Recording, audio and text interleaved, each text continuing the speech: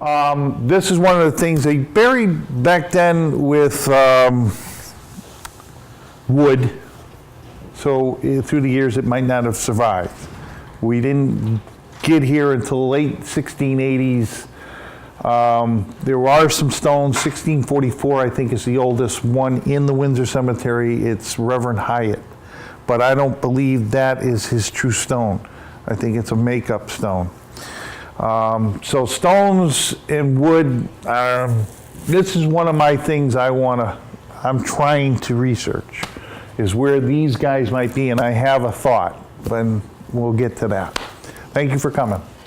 Next, William arrived in Windsor in 35 with his family in tow. My belief is he did come around the Horn, if you will, around and came up the Connecticut River by boat with all his family. He was a very prominent man. He did quite a bit in Dorchester before coming to Connecticut, so he was wealthy and people looked up to him. So he would have come by ship with all his things around and came to Windsor, I would say, the easy way, because the other people came the year previous by what I was saying before is the old Connecticut Path. And it was a 2-week through the woods truck, if you will. And it's just, there's no road. It's not like, Hot Meadow Street out here. There was nothing. There was just an Indian trail, and they decided to take it. The path was the American trail that went westward. It was one of the earliest roads that they used, and parts of it still today are Massachusetts Route 9 and Massachusetts Route 26, so you can still go on parts of it. People do actually walk other parts of it. They even have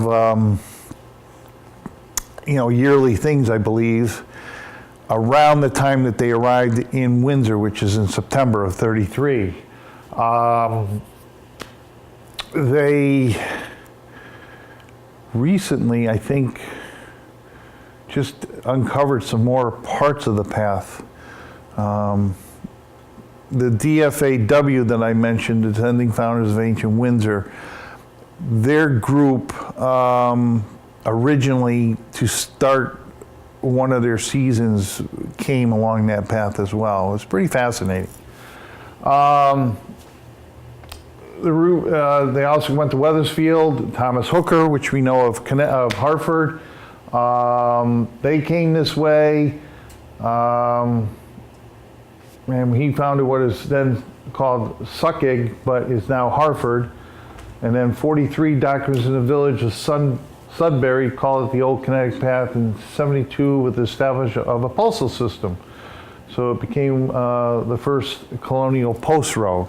So again, this path was a very, just a dirt path that just got wider by the people going over it. Not, anybody digging it like we do today. Next. Windsor was supposed to be under the control of the Massachusetts Company, and that's where Winthrop comes in. When Windsor was set apart, the General Court of Massachusetts set the terms of the new colony's government and commission agreement on March 3rd, 1636. It set out how differences would be resolved, fines, imprisonment imposed, trading, planting, building lots, military discipline, defense and war, and people to self-govern in their new town. That's where that statue I was referring to, John Mason, was part of the military. He was William, again, being as prestigious as he was one of the 8 commissioners, with the other ones being Roger Ludlow, Peitchen, Steele, Swain, Smythe, Phelps, of course, Westwood, and Andrew Ward. These were your magistrates. These are the people that set all these rules and regulations. Roger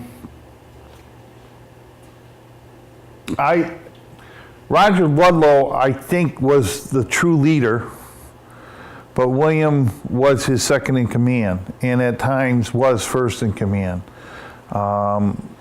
He everybody listened to what William said. You know, he was a very important and well-respected person of the time.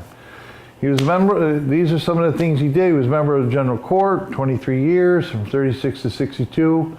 A member of the Council in 37. 41, he and the late Governor Thomas Wells of Hartford were commissioned on lying, considered a grievous fault. The same year he served as governor of Windsor Colony.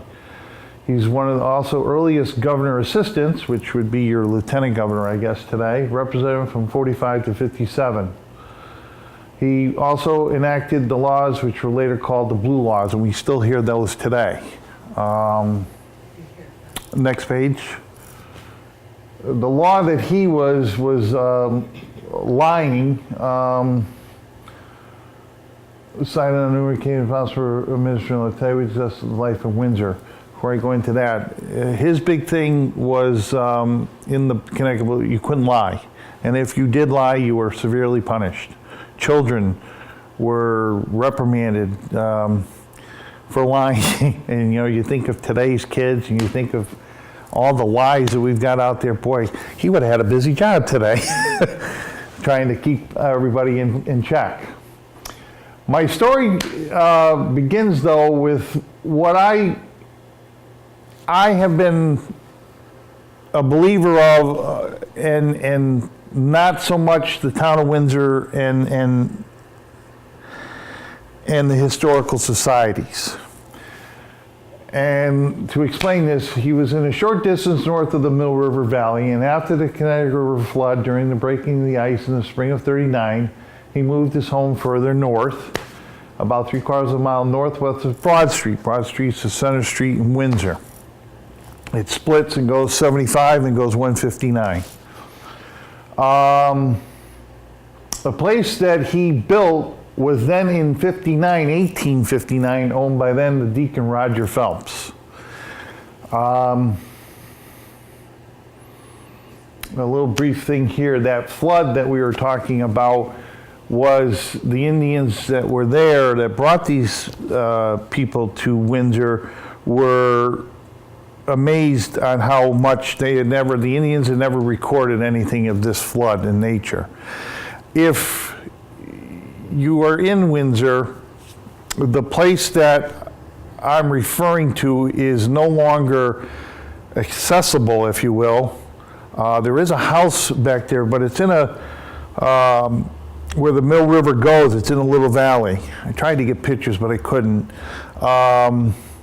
I believe this is where his house was, and this is where the river flooded, the Connecticut River flooded into the rivulet, which is the Farmington, and of course the mill falls into the Mill River falls into the rivulet. So all these other tributaries were backed up too, and they all got flooded out. And in doing so, they lost cattle, this was a great, loss to them. No lives were lost, but cattle, which was what they required and needed to survive, hurt them. But they rebounded. Now, with that said, and Mr. Phelps on the lying, why I wanted to get you on the lying part, is he purchased land from the Indians way back. And it's recorded that sometime in 1635, he purchased land. But we come along, and 30 years after, the son of the sachem, the Quantic sachem, the leader of the tribe, says, no, you didn't. Prove it. And Mr. Phelps, being the honest guy that he was, says, well, I don't have anything to prove it. They didn't write it down back then. Matter of fact, there was no records really in Windsor for the first 5 to 10 years. So in doing so, he had to rebuy this property again. And so it's recorded, and they paid in wampum. So if you ever go to casinos and you know where wampum comes from, that's what Mr. Phelps was paying with. So he had money, he was well respected, the Indians respected him. I guess that's where maybe the Indian giver thing comes from. They gave it to us first, but we had to pay for it again. So you can say William Phelps was part of that. As you can see, you know, once this was done, it was 15 shillings in wampum is at 6 a penny. I'm not sure how English money goes, but I don't think it was a lot of money back then, because livestock was more important than land back then. Next page. Okay. The Massachusetts County records contain a report from February of 1666, which reported that whereas there are several men that have land within the limits of the purchase aforesaid, both in the meadow and the uplands, and that presides Mr. Phelps and Sons, and therefore conclude that each man, according to the proportion of land capable of plowing or mowing, shall pay 12 pence per acre to Mr. Phelps, and each man paying to Mr. Phelps should afterward have a clear title to several shares of land. And that's what Henry Reed had written later. In these early days, the title of Mr. was only given to elderly persons of distinction. While all military titles were always used, William Phelps received the distinguished title of Mr. So yeah, you were called Lieutenant, you were called you know, Mr. Jones, Mr. Ludlow, but he was given Mr. So when he walked by, everybody called him Mr. Phelps, which again shows you the importance of him in the town. He was well received within the town. At some point, a large colonial home situated on East Street to Windsor. Historians noted that the house was built in 1730. I say it was remodeled in 1730. And the house was built years earlier. And if we can show a picture of that house, here's the house. And this is where growing up, I grew up in East Hartford, but moved to Windsor, got to love Windsor as a town, and started doing my looking into history, especially of William Phelps. And this house is no longer standing. And this house is what is 102 East Street. And we know this because of this little fire hydrant. Okay? The fire hydrant's still there. The house is gone. What is now in this view is a veteran cemetery. My aunt and uncle are buried there. My aunt and uncle would live, if this is their house, they lived on Gaylord Street, which is just a stone's throw. But he never told me. He always walked his dog, but he never told me about this house. It was taken down in '61. The thing about this house, and it changes, it was the poor farm. Are people familiar with what that term means, poor farm? Yeah, we have one. Yeah, most towns had them. It's, you know, where the people that couldn't afford lived, they took care of them, and if they died, they buried them there. So again, one of the things is you got a veteran cemetery where a house is, and there's people buried with no markers, mind you. They weren't wealthy enough to have a marker, and the towns didn't put anything. So, go to the next picture, I think is the son's house. No?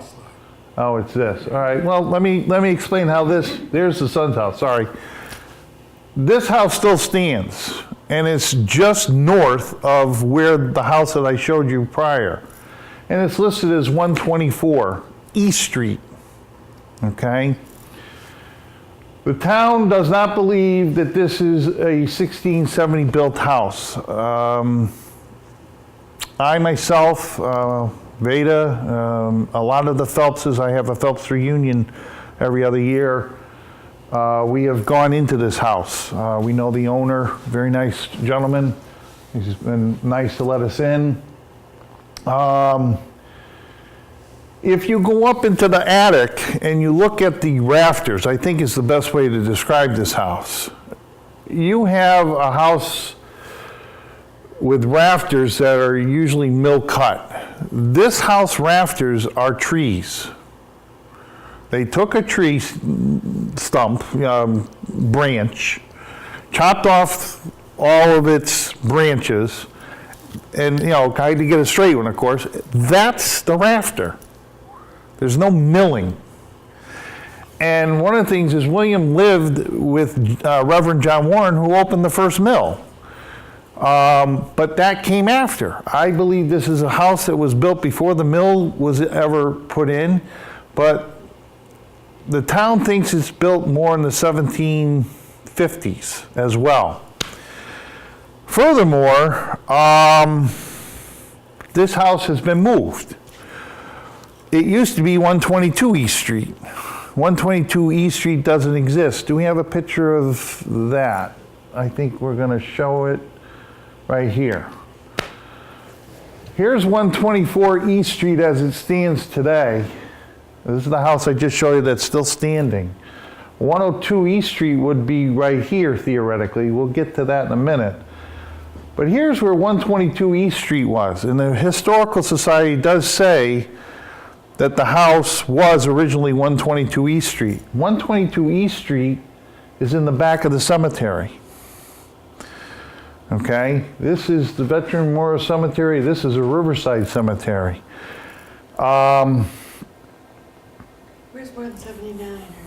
179? 159? 159. 159 is way over this way. Oops, sorry, this way. Here's 75. You would come down here and 159 branches off this way. And that's north. That's north, and that leads me to my other observation. Why is this called East Street when it goes north? Well, I think I'm from Michigan. I think that's what you guys do here. Well, my belief is this used to be called Silver Street. And it got the name Silver Street because so many people with the shad is huge in Windsor, of course. You scale a fish and all this scales come off, and there was so many people that lived here that they called that Silver Street because the street became silver looking from the scales of the fish. But somewhere, somehow, some way, this becomes a veteran cemetery. This is no longer here. This gets moved to the front of the property and over more north. This gets changed to East Street. I don't have anything that I can show you that why they named this East Street. It's going north. So there's my problem, number one. Here's a Google thing as I did this. When you do Google, 102 East Street actually comes up in the Riverside Cemetery. There's a Riverside Cemetery right next door. The road that used to go into there was called Hollow Falls Road. It's no longer a named road, it's just the entrance to Riverside Cemetery. I have questions on this, why Google, something was here, but I don't think it was 102 East Street. It could be, it could not be, but why is Google showing this when now the town says this house that's here now never existed back here? Okay? It raises questions. And why is East Street going north? Can we go back? Let's go back to the lineage. One of the things I've been fighting the town is in the records it shows Timothy Phelps gave, when William died in 1672, I believe he died in the home, which is 102 East Street, and was buried the next day. And that's what I'm leading up to. he, in his will, gave all the land to Timothy, the son that was born here in the States. Joseph, Samuel, Nathaniel, and his first son William, they had already established themselves. They didn't need land, they needed money. So he gave them money. He gave Timothy the land. And then there's a document that tells of when Timothy gives the land to the Buckland family. Now, one of the problems that we have is there's so many Williams, there's so many Timothys, there's so many Josephs that nobody knows who's who. And it does say, as we read, that Deacon Roger owned the home with Rhoda Barber back in 1859. That is the key, because if we follow it all the way, William and his wife Anne has, the children have said, his son Samuel has a son named William. Okay? So that breaks the William Jr. sequence. This William never had children. But Samuel does, and he names his fourth child William, marries Hannah Hayden. They come along, and most important, it says in 1730, Daniel Phelps built that house in 1730 at 102 East Street. And there comes the Buckland name, because it becomes the Buckland home. But this William has a William Jr. Everybody looks, now can you go to the old map? This is the map that everybody sees today that throws everybody off. First of all, you can see way down here, there's a Phelps. But when you look at the map, you can barely see this. We blew this up, okay? Everybody looks at this. It says William Phelps Jr., William Phelps Sr. So everybody thinks of William the Sr. is up in this part of the town, which today is past Pigeon Hill Road. This puts it at around, if you know Windsor, the Price Chopper. Are you familiar? Anybody, if you can visualize this? Day Hill, isn't it? That's Route 75. It's before Day Hill. Before Day Hill. Because William owned all this land, okay? North of Day Hill. It's no, actually south. Day Hill's more up this side. This is where the Kindred nursing home is. Cornelius Phelps, his grandson, actually had the house up there. Anyways, when working with the Historical Society, they always said this is the William Sr. and Jr. And how I proved them wrong is because this William Jr. did have children, where William, the true Jr. of the son of William, did not. And that brings it back down to here. Here's where Worm lived. It's hard to read these names. Rossiter, Phelps, of course, and I can't read that third one, Joseph somebody. They lived in what is near, here's the Mill River, in the Mill River. Then he moved more north up into here. I think this was East Street by this old map. This map was done in the 1850s, 60s, not in 1640 when it should have been done. Everything's out of proportion. But when people look at it, they only see this. It's even highlighted that way. This is not. So now if we can go back to the house. Where's the Farmington River? The rivulet is right here. That is the Farmington? Yep. And so Palisado, is that where the Historical Society? Palisado is where your Alvord might be. Yes, that's the original Palisado. That's why I said people lived. Palisado means fort? Fort.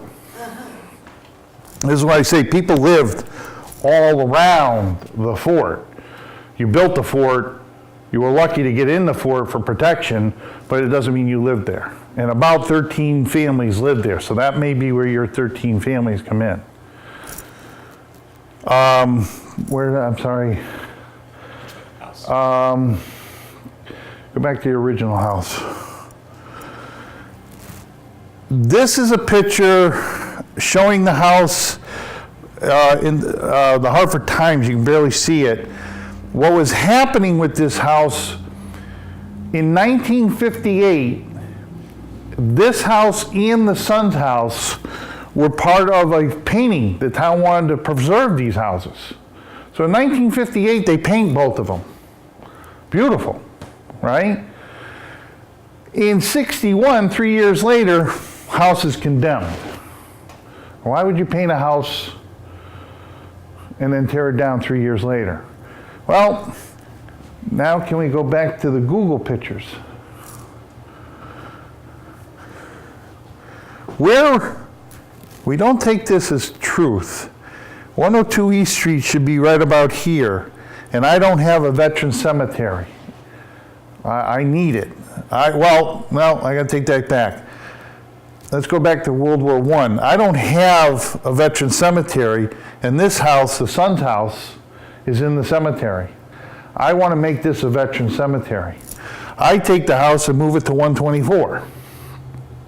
Okay? So I moved it from the back to the front of the line, and then 102, if it's truly East Street, was right here. This gets filled up, and in 61, they need more room. Now the house at 102 East Street, which is here, is in the way. It's got to come down, so they tear it down. And they build part 2 of the cemetery. So if you go there today, you can see by dates how the veteran cemetery is established with a road running down the middle, which I think was East Street. Okay? And it runs probably right through, and I showed the town planner this location. He questioned me, but he didn't say no. So you have this William Phelps house that's in the way of part 2. They rip it down. Why? Well, it's a poor farm. People don't want poor farms. The lowlife live there. The townies, druggies. They just painted the house, though. The house is in good shape, but they condemn it. They tear it down. And in doing so, they change all the records. People are now saying, go back to William's son's house. This is the poor farm. And we know it's not. Then they say this house is not as old as it is, like I said before. But this house was moved. The reason why they don't think it is because of this foundation. Well, they moved it from back in the cemetery to this newer foundation, and of course it's going to be a newer foundation because they built it and put it on it. So I'm arguing this, that go to William's house. William's house was a 1640 house that was remodeled in 1730 by Daniel Phelps. It's listed in the Historical Society as Daniel Phelps' house. In 1961, they tear it down, and now it's part 2 of the Veteran Cemetery. I now go to the last picture. Have a friend, Ruth Shapley Brown, who is our gravestone preserver in the state of Connecticut. I love her. With her help, I had Nick Bellatini, our state archaeologist, he just retired, dig up the foundation of this house. What really got me was the town had given Nick all the information of what is wrong in the books, saying that this was not a house, But they clearly found, I don't have the best picture, but they clearly found all the four corners plus the back and the front. They dug them up and they found the old foundation, stone foundation. What threw them off was in it was air conditioner pieces, an old bathtub, wires, anything and everything. And I said to them, well, sure. You live in one of these houses in 1961, they tear down the house, and there's a big hole there now, and you have an old tub in your house and you want to get rid of it. What are you going to do? In the middle of the night, you're going to walk across the street and dump it in. You got rid of your junk that way. But the foundation clearly showed that it was an old foundation, not something of a foundation brick mortar and stuff. They've since covered it in. They have located the four corners, and it stands today. They say this is Sam Pond's house. Sam Pond did live in this area. He died in 1654. Go back to the Google pictures. That's where 102 East Street comes in, because Sam Pond died, sold his lot to Mr. Barber, Thomas Barber, and Mary Phelps, the daughter of William, married Thomas Barber, and that's where they lived. Pretty sure, but I don't know why it's coming up 102 East Street. I've got to do further investigating.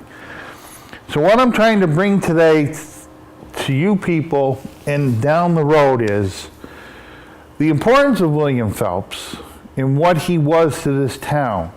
He was our first governor, assistant governor.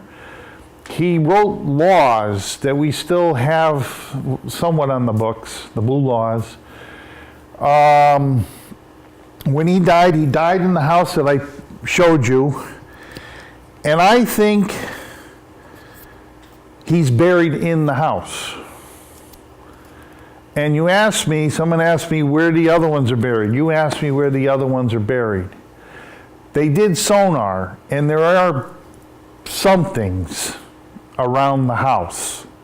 And the Hartford Times article that I had said the house was taken down in 61, and with it was a small cemetery attached to it. The cemetery's gone.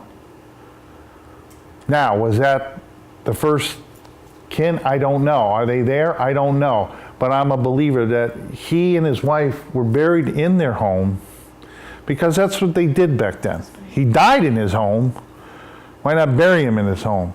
You bury him because Indians, for one thing, would take and rip up the graves after you buried somebody for their jewelry. But also worse than that, well, that was bad, but animals would dig up and make a mess of this. So they buried him in the house so they could protect him. And I think the kids are all buried around. So where 102 East Street is, there's a fire hydrant if you go down 102 East Street, which goes north, by the way. Trust me. There was a house there that's clearly marked by bricks in this thing, and I'm trying to get them to establish that this was William Phelps's house. I'm up against a lot of information that was changed. As I said, people said that the Poor Farm was now the son's house, that the son's house never moved, but based on all my observations and my diligence, I think the house was moved from back here to the front. 102 was taken down, so Veteran Cemetery could be made. You can't dig up Veteran Cemetery today because it's a national thing. You need an act of Congress, and we know our Congress don't work too well. Did I forget anything? Have I said too much? Did you go to his house to eat? I'd love to go up to Noah's, what's it called? Metro Bistro? Metro Bistro. That's again Noah Phelps' house. The 1820 house? The 1820 house is Noah Phelps. And that's what I'm going to start talking about in the next one is Joseph, who I'm that's me. It's my line, and I think Joseph is buried. Why I think Joseph is buried along with all the other kids is Simsbury got leveled by the King Philip's War. Everything got burned. Joseph Phelps, number one, his son, leave this up here too. Joseph Phelps was on his mountain, which I believe is Metacomet Mountain now. Okay, well, I know it is. That was his mountain. He owned that mountain, and saw the destruction. They had to go back to Windsor to live while their houses in the town got rebuilt. And he died in 1684, and your hop meadow wasn't established to 1688. Is that right? It's 4 years after. Have I got those right dates? Simsbury, the Hop Meadow Cemetery right here, was established in 1688. That's all right. And so he was 4 years before. So where are you going to bury him? This is still part of Windsor. This is a daughter town of Windsor. 1670 Simsbury was established. Yeah, well, I'm talking about the establishment of the Hop Meadow Cemetery. When did he die? 1684. And I believe he was taken back to Windsor under the family. That's why I feel that around the house, the family is buried, as they would have done. And I can't have it dug up. I don't have the money. I don't have the congressman in my back pocket. I've tried to contact the Larson's office, which my sister went to school with the Larsons, but we're working on it. Showing this again, but the land that I referred to was sold by Timothy Phelps, but it was a fourth generation Timothy Phelps. And funnily, ironically, he sold it to the Buckland. It was known as the Buckland home. That William Phelps home was the Buckland home. Why? It's just like that's no longer called the Noah Phelps home. It's called the 1820 house. We lose the Phelpses lose everything. I hate that. But the line of succession lives right up until Deacon Roger, so it was always in the Phelps' hands. Then Timothy, which might be this one, don't know for sure, is the one who sold it to the Bucklands. Does that line go up just because there's no room? Yeah, it should go down. Sells it to the Bucklands, it becomes a Buckland home. He doesn't want it, and then Mr. Sidney Hayden gets it, and we have Haydens in the line.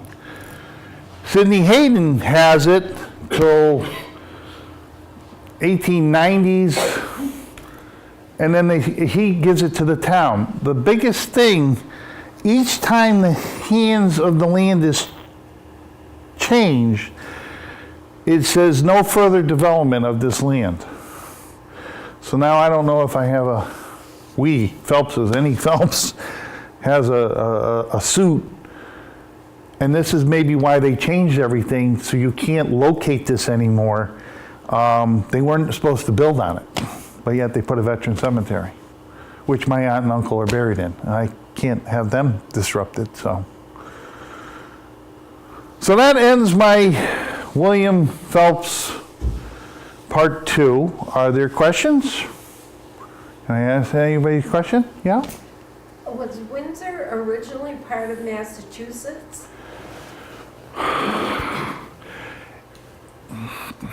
That's hard to say. I can't really say for sure. As far as I know, no, but it was governed, overseen, looked upon from the Winthrop people, Boston Bay colony. But, like today, that's 200 miles as the crow flies. How could they govern something without being here? I don't believe Winthrop ever came here. Right now, with my DNA group on Facebook, in the Phelps Servant Book, there is on page 79, I believe, is a thing of Old English writing.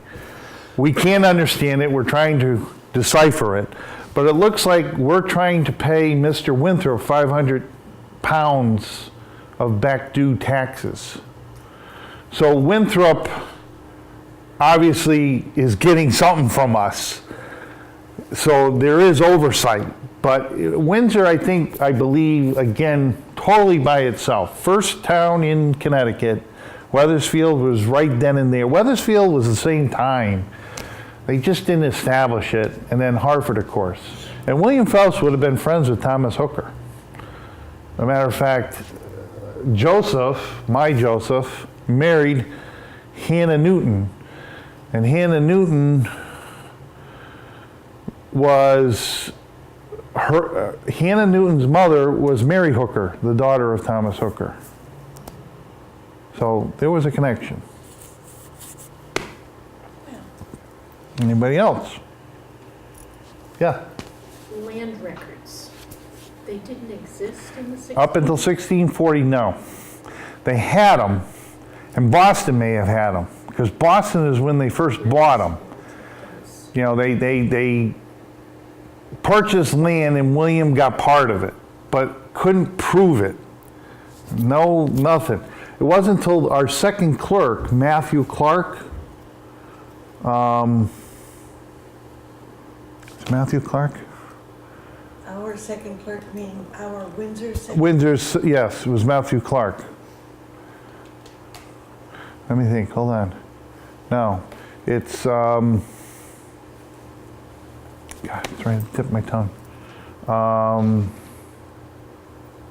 So they didn't record things. Grant, Matthew Grant. Why did I got Clark in here? I don't know. I was watching TV last night. Matthew Grant, excuse me, was our second clerk. He is the one who started writing down things. And Windsor does have those records. And it does say, you know, just as those are right from the books, that the kinsmen of the Indians 30 years later came to them and said, wait a minute, you didn't purchase this land. And of course they couldn't prove it. So William said, you know, no problem, I'll just buy it again. Because he had the money. He was very, you know, well off. So he purchased the money. And at that time, people did live on it. And this is another disagreement we have in the town. Sam Pond did live on his land, along with William's son and other Phelpses. And why didn't William go after these people back in 1645 or 50?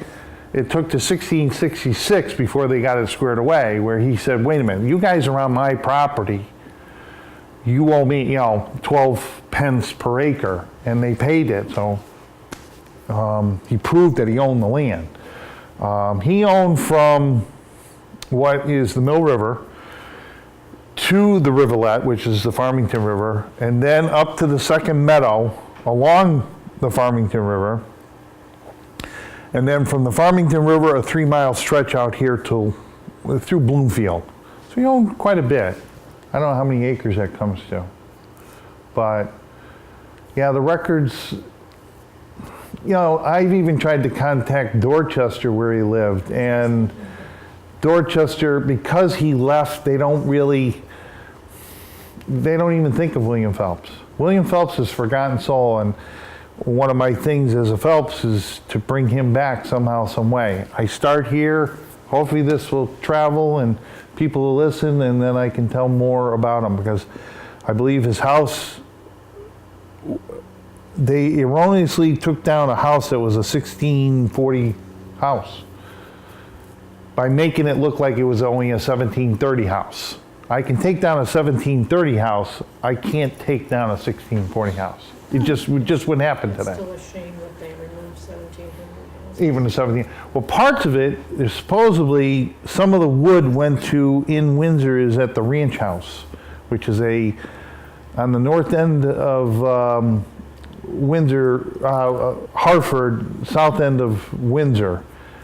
I've never gone into the Ranch House. It's a burger joint like Bart's, but it's in, you know, they're fixing up the area, but it's by the 91 overpass.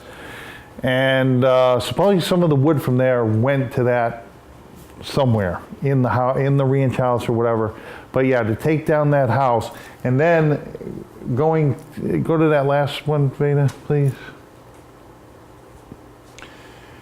For them to come out and dig it up, it showed some importance.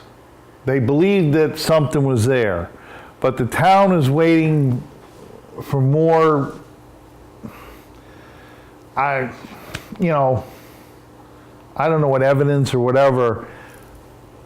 I can't get them. I'm hoping that they will somehow see parts of this and they may come to me and say, hey, show me what you got, because I like a monument put here where this house was. They have cornered off where the house was. You can go there, you'll see just little bricks that are in a shape, in the corners of each of the, but they don't believe that was, I don't know what they believe. They don't believe that it was the poor farm. They don't believe that it was a house there. I know Mrs. Carmen of the Carmen Funeral Home, and I see her quite a bit, and she's always told me, yeah, that's the poor farm, that was a Phelps home. So I got it right from her, and I trust her over anybody. Carmen Funeral Home has all the records, being a funeral parlor, they have lots of records, but again, they don't have 1640. I was gonna say, no. Yeah. It just says in the record, Matthew Grant wrote, he died, in his home on July 14th, and July 15th he was buried. And I believe the whole town, including the Indians and everybody and their cousin, came to his funeral. And what do? There's talk that they're all buried in Hartford. The Puritans were buried in Hartford. There was about 6,000 of them. And today there's only about 400 to 450 left.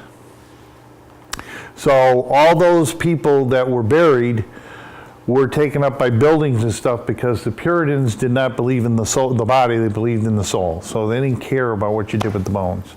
But I just, right here, guys, and I'll tell the story how this all started real quick, is that Noah house. My wife and I went to a wedding there about 6-7 years ago. My father told me about, our Simsbury connection, but my dad died many, many years ago in '86. And I'm sitting there with my wife, and we're waiting for the reception to take on, and I'm sitting there, and I'm like, this is a Phelps house. And I'm like, she's looking at me, okay, you've had too much to drink, and I don't drink, I'm a diabetic. And I said, no, this is a Phelps house, I know it. So I got up, I started walking around, looking, sure enough, I started asking, yeah, it was Noah Phelps' house. I just had it, and that led me to all of this. Lucy being a Phelps,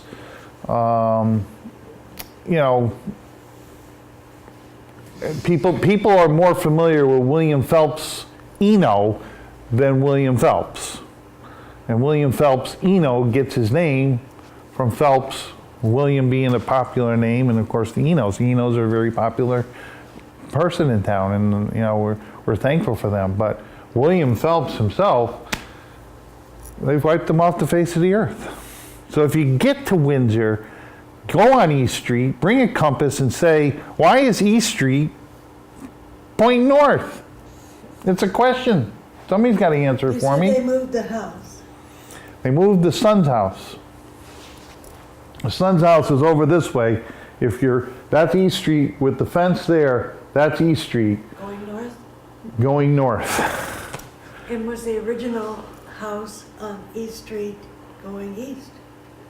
I believe so. That's what that map of It that, makes perfect sense to me that they moved the house and they moved the street. yeah. But they don't tell you that. They won't admit that. They say they never moved the house. Oh, The son's house, go to the son's house, Veda. This house was always there. Okay, this is just north of that holes I was showing you, okay? If you're standing there, the hole would be over here, and this is the son's house. 124 became a new street location where 122, even the Historical Society, if you go up and look, William Jr.'s house, it's located at 122 East Street. There is no 122 East Street today. well, So what East Street was, they, I think, went through the cemetery, and go back to the cemetery. I think East Street went through here, Yeah, see, that's good. because in the books it says William, the senior, lived here, 102 East Street, and his son just lived east of his father's home. That's east. That's why the veteran cemetery points east, because that's how they bury people. And this is in the way, so I can't make my cemetery, I can't make the veteran cemetery with a house in the middle of it, so I move it. But I get rid of all records that that house was moved. Because, Not necessarily that I got rid of all the records, but, you know, they were pieces of scrap paper or things were written. no, they got rid of it because they won't even admit that there was a house there. Why does Google point to there? Google should not. Google wasn't around. For that to come up as 122 East Street, and if you go to any postal service, there is no 122 East Street. But yet, the Historical Society has 122 East Street as William Jr.'s house, which today, it's 124 East Street, which today they say is the poor farm, which they say that the house that you just saw the holes was never there, yet they found a house. Okay? There's more into, you know, I'm on the road, but I'm not there yet. Was it a farm, Larry? Yeah, this is all farm. This is all farm. Here's another thing that I didn't mention. I could get the SAR, Sons of American Revolution, involved. I belong to them. Where this house is, you see the Farmington River, the riverlet? This house was garrisoned during the War of 1812. Why? Well, it's on the river. They wouldn't have garrisoned the house here. Or you had a house here. You had a house here and here and here. Why take this one? No, it was here because this watched over the river. And then another thing that I don't tell you is there's a woman that lives over here that when she was 6 years old, going to school, the house stood, 102 East Street. She went to school, she saw the bulldozers in the morning. When she came home, everything was just plowed down into the river. Everything, the barns and everything, gone. So she went to school, gone. Standing in the morning, gone in the afternoon. So they buried everything. You can't, when they passed the land, when Timothy gave it to the Bucklands, no further development. You can have the land, but do not build on it. And then when he got rid of it, it went to Hayden. Hayden, same thing, do not build on it. And then when Hayden gave it to the town, do not build on it. That was specific. How do I build on it? I gotta change things. I gotta make things different. If I change records, that's how I do it. Well, thank you. I hope this was a little rewarding. Any more questions? Where do you live now? East Granby. East Granby? And the family, the Phelpses come from Southwick. Right. Any other Phelpses? Mama Phelps? Sort of. Charlie Phelps? No, sort of. Sort of a Phelps? Sort of. So, well, we're all sort of Phelpses. George Phelps. You're from the George line. Well, my grandmother was a Randall. You listed up there on the app. Randall, yes. Right, and she married George Phelps as a second wife, and they had 3 Phelps sons. Yep, yep. And I think they settled here in Simsbury, but I'm not sure. That's what I'm trying to sort out. The Phelps are hard to sort out here. George, you're mostly William here. George removed his family up to Northampton. Right. Here's one for you that will really, and I mentioned it in the first thing. Ciro is remodeling the house, okay? When he does the house, William's, I believe his house, he finds a headstone under the steps of William's house. And it's Isaac. Isaac's George's second kid. Okay. Why, if they were, and again, DNA, you weren't here, I'm also have DNA done. I have the DNA done too, that helps a lot, but It adds more questions. it adds more questions, because I have 63 grandparents from Windsor, and so, Wow. from the 1600s. So they were all He said here, so 63 I'd be related to you no matter what. Right. Somewhere. Well, Not hearing. not directly. If you're from George, then they married, you even have a person that went to New York, his name was Phelps. That was his name, Phelps. A whole bunch of, But, yeah, most of my grandparents William moved with I Phelps up know. to upstate New York. right, There's a Phelps, New York up there. Yep. A whole bunch of people from here followed him up to upstate New York. your George line is, not that the William line isn't prominent. George, I'm very fascinated with, because George, you had Oliver Phelps, That's right. He led them up to and he owned upstate New York. all that land. He was the largest landowner in the United States, was Oliver Phelps.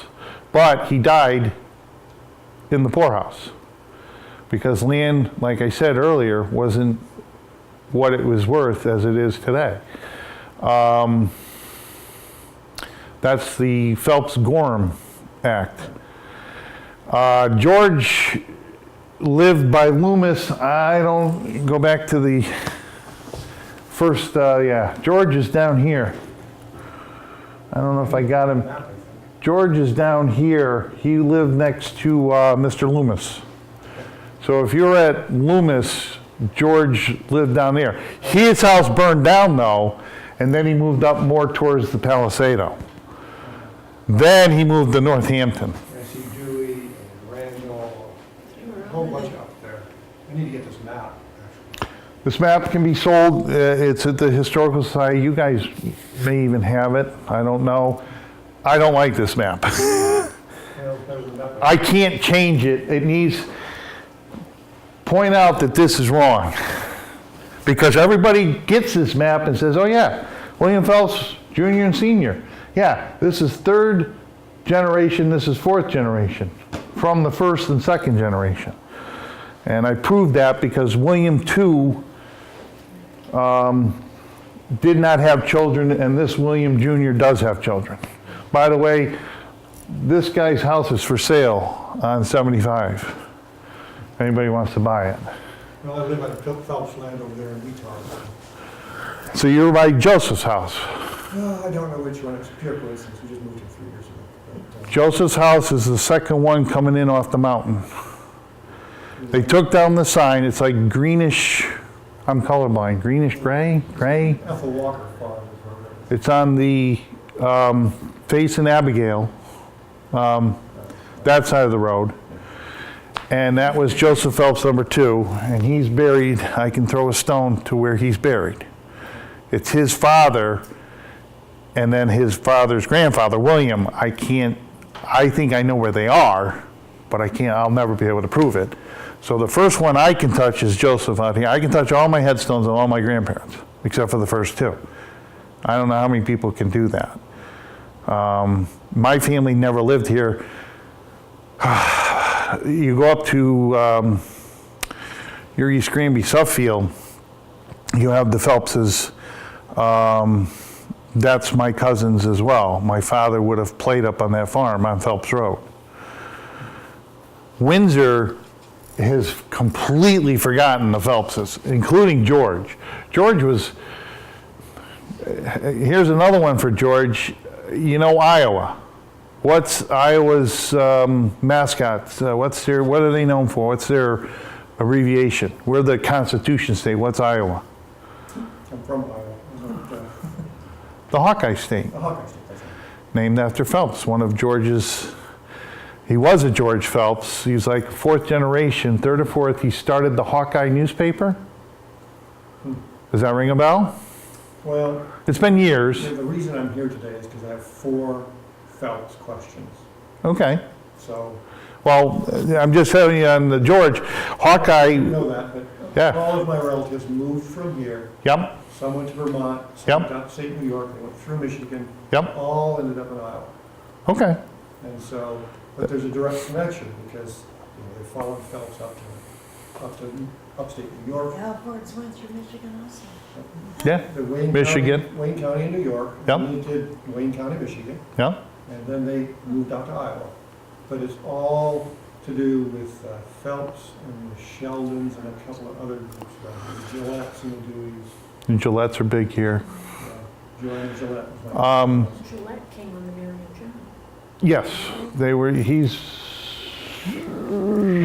was the first one born in Simsbury, actually. He's right here. First female born in Simsbury. Again, this where you are here is Windsor when it first started. I didn't realize that when I started the Yeah. genealogy a couple of years ago. It's just Yeah. pure coincidence. I don't know. And like I said, George, probably one of the other great things that George was known for, he was coming back in the way. He was George himself was a good hunter. That's why Hawkeye out in Iowa the Indians called him Hawkeye because he was such a great shooter. But George was coming through the woods, and this is a true story. He was being followed by a couple of the bad Indians, I guess they were the Pequots. And everybody says the Phelpses have quick wit. He was smart enough and said, he yelled out in the woods to there was 3 other guys, hey Joe, hey Bill, hey Frank, they're over this way. Of course, he's by himself. But they heard that there might be more, and they took off. They had him dead in the woods, but he was smart enough to get himself out of that. He's a very smart man. They both were. But the DNA, if you're out there on our DNA thing, then you know what I'm talking about. You're not? I have several ancestry or DNA sites that I use. I don't know about yours. The I Y, never heard of it. I just saw them the, the other day. yeah, the Y, Joined here, so. I got the Y DNA project through, Oh, through FTDNA? yeah, Okay, yeah, I'm not really on that one. I use Ancestry. But okay. And that's what I was telling you about this DNA.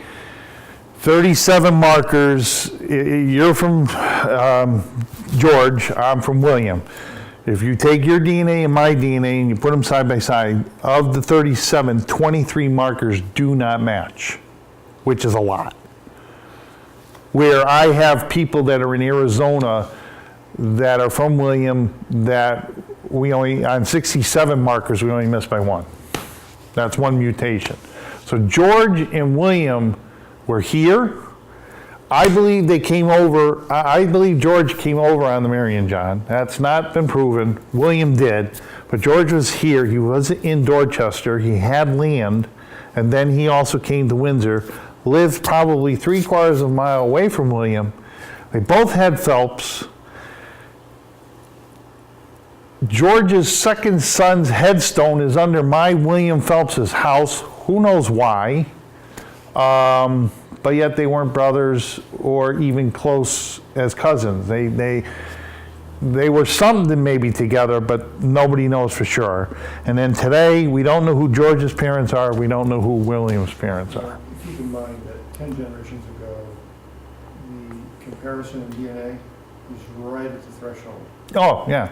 And so We have a lot. generation back from that is 3.5 centimorgans versus 7. And so Yeah. 1 or 2 cousins back from that 12th generation. Anything is possible, yeah. Yeah, it's probably not a coincidence. I've seen too many things with this genealogy where there aren't really coincidences. Yeah. Population was too small.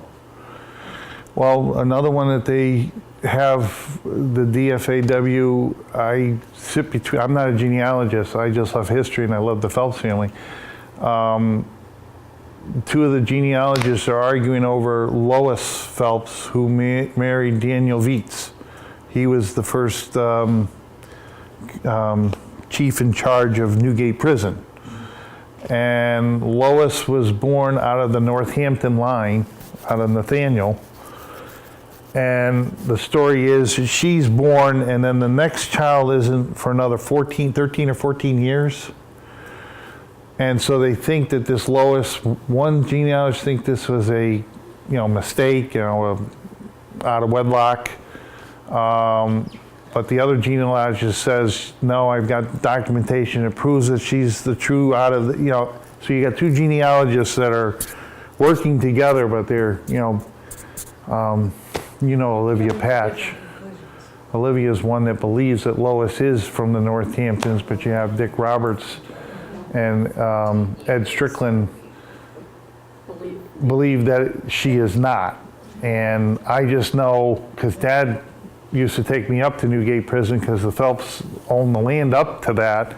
We used to go up there, and he says, you're related to the Veets, So, Well, keep in mind also, I've almost doubled my batches by putting in all the wives, all marriages. I mean, that's a good thing. that Phelps got married, my Randall grandmother got married 3 times. First to Randall, Right. then to Phelps, then to somebody else, and she had 3 boys with George Phelps also. Right.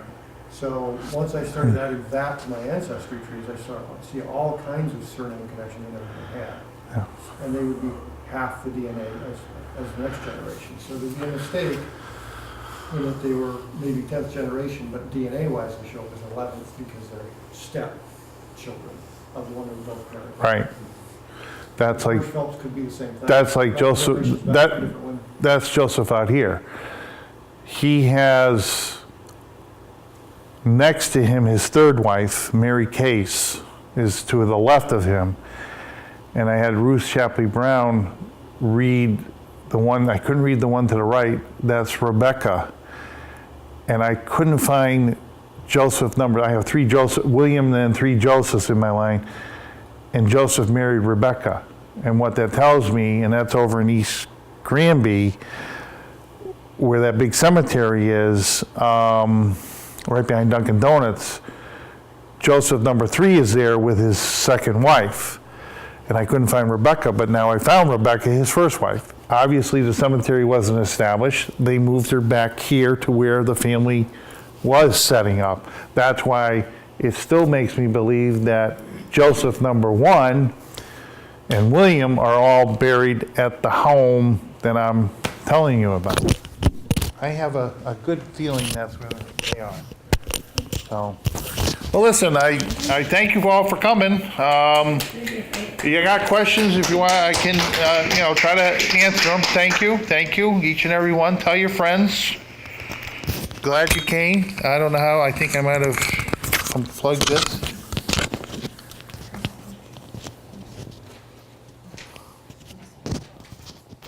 Funding for Simsbury Community Television is provided in part by contributions from viewers like you.